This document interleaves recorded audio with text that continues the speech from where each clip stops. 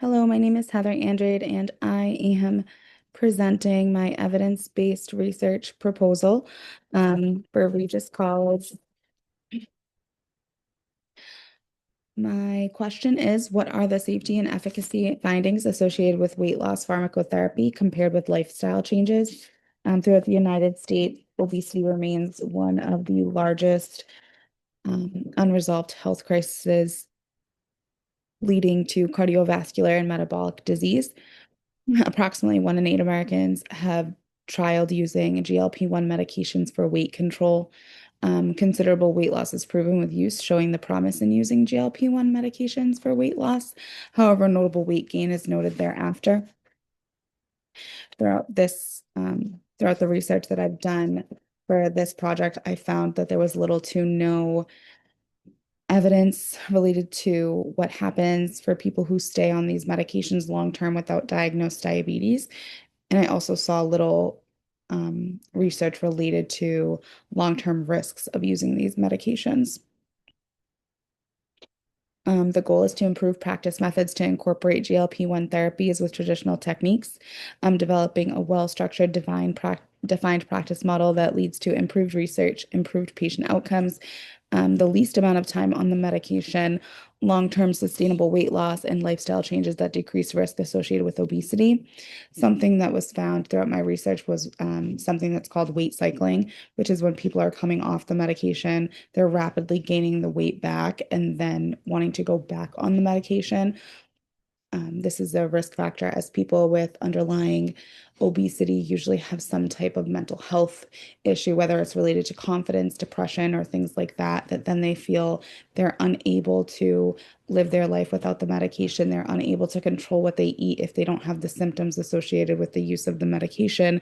So it's a compulsive thing too, which is really gearing why there needs to be more studies happening here.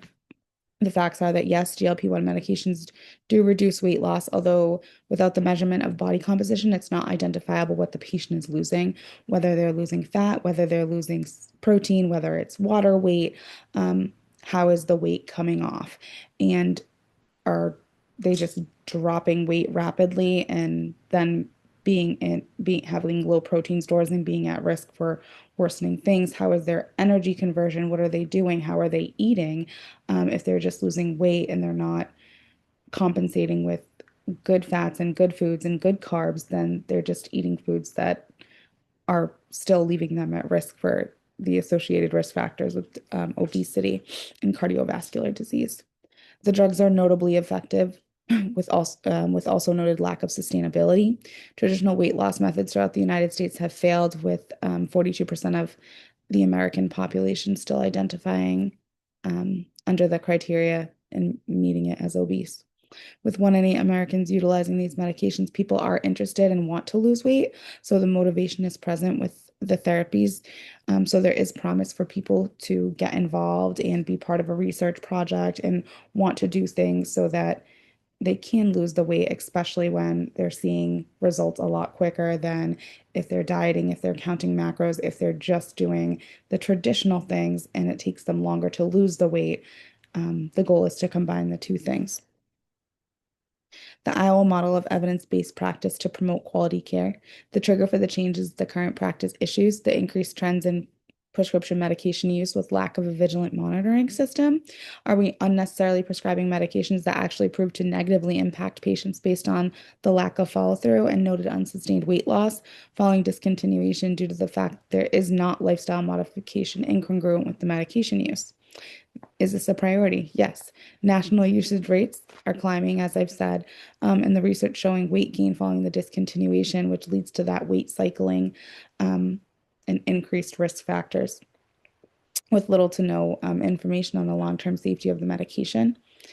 The team that would be assembled would be a nurse practitioner or a provider, a registered dietitian, clinical pharmacist, obesity medicine specialist, and a behavioral practitioner. The proposed practice change would be a standardized protocol for patients prescribed GLP-1 medications. What I found in my research, most of these medications are started by a primary care provider or a weight loss clinic. In the trial, the medication following doesn't really seem consistent. It's not on a regular basis. It's just continuously prescribed sometimes without any follow-up at all, um, or without any education to the patient. So the first thing would be nutritional counseling prior to initiating the therapy. The patients would have to be agreeable to making modifiable changes to their life, to understanding the medication, having a structured weight loss management enrollment, scheduling weekly check-ins for behavioral therapy and nutritional support. At the check-ins, there would obviously be a data collection as well. The patients would be responsible for tracking the foods that they eat, for still counting their calories so that they understand that the medication isn't just magic. Um, and post-discontinuation maintenance plan with the check-ins lasting 6 to 12 months. Piloting the practice change, the setting would be primary care or a weight loss clinic, the same as it is now, with small patient cohorts at first, no more than 25, collecting the data on body composition and educating the patients on symptom management, nutritional guidelines, using questionnaires to gauge patient motivation and goals, as well as outlook on the program and current level of confidence and perception, as well as their ability to participate. What's going to keep them motivated? What's going to keep them on track? Are they going to be honest? Those are things that's going to affect the study. And noting that there is going to be an exercise plan, there is going to be a tracking system, whether it be some type of watch that tracks it or they just track it in a notebook planner, and everything will be uploaded into an electronic health record for easy tracking. Evaluating the outcomes, changes will be measured using a mixed review of clinical, behavioral, and patient perceived outcomes. This will include percentages for total weight loss and body composition and retention. So we'll see when they do lose the weight, how is it distributed? Is the using exercise on top of the weight loss medication, making it so, yes, they're losing fat and gaining muscle, which then supports their body structure.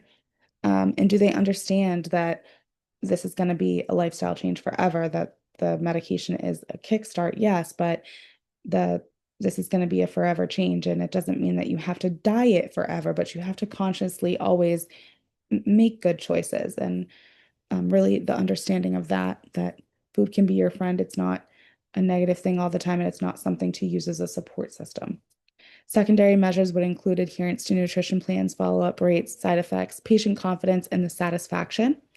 The measurements would be charted in the electronic health record, which would be well-controlled reviews, as well as structured, validated research tools. Um, the people that are part of this system would also have to have regular check-ins, probably at least once a month, and they would chart on the review also. Criteria for success measured via analysis of pre and post project intervention that will examine the weight maintenance, the follow through on the clinical schedule, the reducing of the adverse events, the patient's participation, and also noting when they got less motivated to do things. Did they just lose a lot of weight and then not care to do the other parts of the program because the weight was gone? Does that mean that the medication would then have to be adjusted down so that the weight loss wasn't so rapid, to keep people involved and in a good part of maintaining their own weight loss?